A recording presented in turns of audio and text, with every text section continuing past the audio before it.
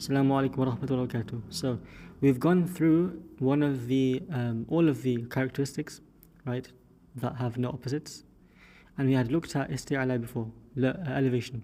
However, there is a bit more detail on elevation in regards to tafkheem, meaning heaviness, which we haven't looked at, which I want to explain, inshallah. So we're going to be using a book called Illustrated Tajweed, which is also by Shaykh Ibn Suwaid, to look at those details. Now, we've said before that we have elevated letters and lowered letters. The elevated letters being khussa ضغط قذ, right? Kha, Sad, Dad, Ghain, Ta, Qaf, and Dha, and the lowered letters being the rest of the alphabet. Okay? So that means these letters here are heavy letters, or elevated letters. Elevated meaning the sound rises to the top of the mouth in a diagonal manner. Look, just as it does here, as we've seen before, right? That's due to the tongue at the back being raised and the curvature of the tongue. The curvature of the tongue here in the middle actually makes the back of the tongue raised automatically. So, but just when you're doing tafkheem, or if you're doing the shape of isti'ala, which is elevation for the tongue, you should make sure that this is the shape, that your tongue is raised at the back and that the middle is curved down, so that you get the effect of the air or the sound traveling upwards, hitting the roof of the mouth, right, over here. And you're directing the sound mostly to the part which is actually used for the middle of the tongue. See, it is lowered. And so if the middle of the tongue is lowered, then it goes to the same place as where the middle tongue would have been raised, right? And the middle of the tongue is raised to this part here, which is the part for what? Because is used for middle, from the middle of the tongue. Is the opposite shape of the tongue from elevation, or isti'ala, or heaviness, tafkheem.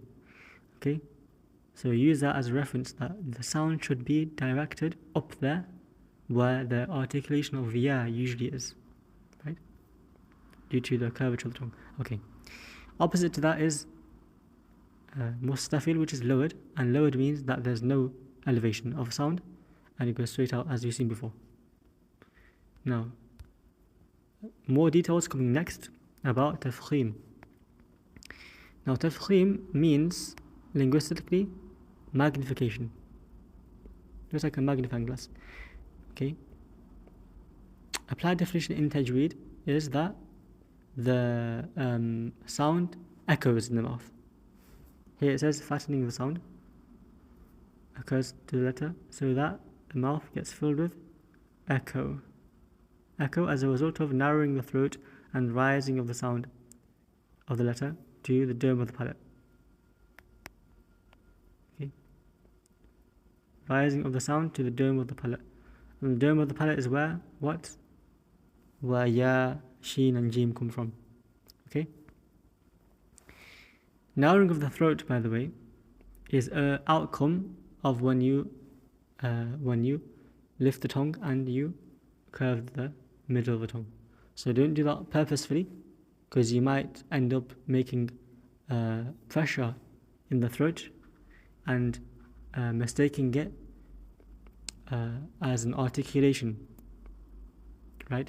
But you don't want to focus any pressure on the throat, because you then articulate from the throat. You will articulate a sound from there, and you don't want a sound from the throat because you might be mixing the sound of qaf, for example, with the ayn from the throat, or ha. You don't want to make pressure in the throat on purpose. That pressure here is different to the pressure that you apply when making a letter. So ignore this and don't do it on purpose.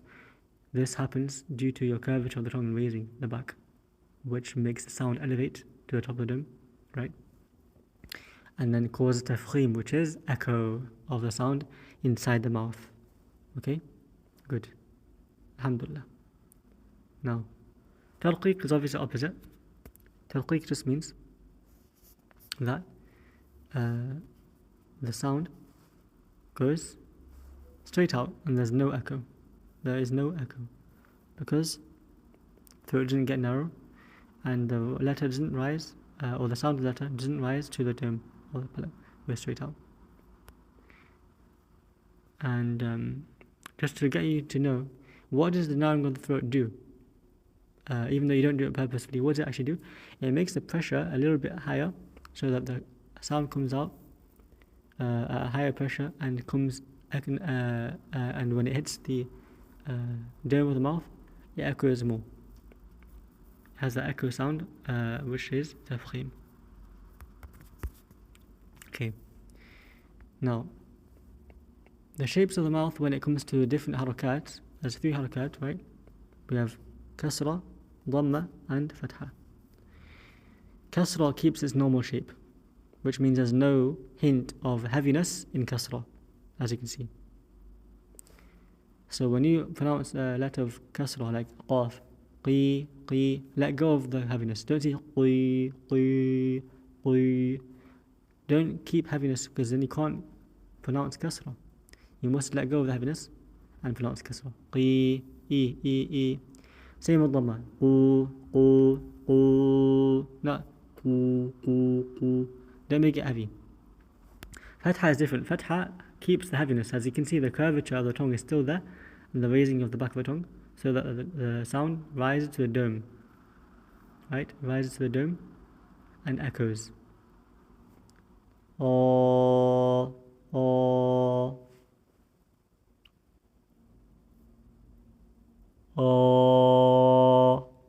That's the curvature of the tongue, making the sound go to the top of the dome. Okay. So that's if you have qaf and fatha, qa. Good. So qi, qu, qa, qi, qu. Right? Okay.